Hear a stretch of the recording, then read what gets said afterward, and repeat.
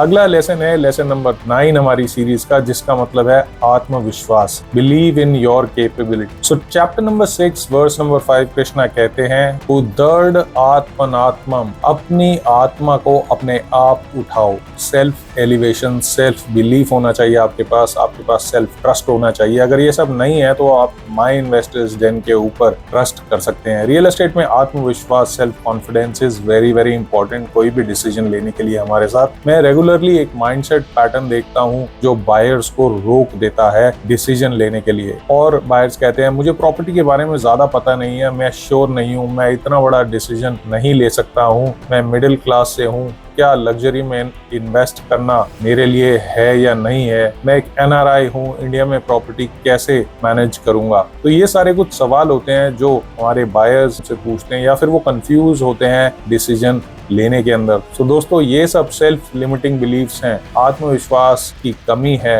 आपके अंदर। बट मैं क्लियरली बोलूंगा गवर्नमेंट एम्प्लॉयज के लिए कि आपकी स्टेबल इनकम होम लोन लेने के लिए सबसे प्रेफर्ड प्रोफाइल है बैंक्स के लिए। आपका पेंशन सिक्योरिटी है, आप एक आइडियल होम बायर हैं या फिर इन्वेस्टर हो सकते हैं। आपको अंडर एस्टिमेट नहीं करना अपने आप को, बिलीव करना है अपने अंदर और माई इन्वेस्टर्स डेन के अंदर। फर्स्ट टाइम बायर्स के लिए हर एक्सपर्ट पहले एक बिगिनर था, मतलब आप फर्स्ट टाइम बायर हो, सही एडवाइजर के साथ, माई इन्वेस्टर्स डेन के साथ, सही रिसर्च के साथ आप एक स्मार्ट डिसीजन ले सकते हो। You don't need to know everything, you need to know the right questions to ask us and we will give you the right answers toward your questions। तो NRIs के लिए इंडिया के real estate legal framework, NRIs के लिए समझना, well defined होना जरूरी है। फेमा गाइडलाइंस आपको क्लियरली पता होनी चाहिए, रिपैट्रिएशन रूल्स आपको नोन है, पावर ऑफ अटॉर्नी से आप रिमोटली मैनेज कर सकते हो प्रॉपर्टी, आप हमें दे सकते हो SPA, we can do that for you. NRI होना एक बैरियर नहीं होना चाहिए आपके लिए, ये एक एडवांटेज होना चाहिए करेंसी के लिए, लोअर प्राइसेस के लिए, और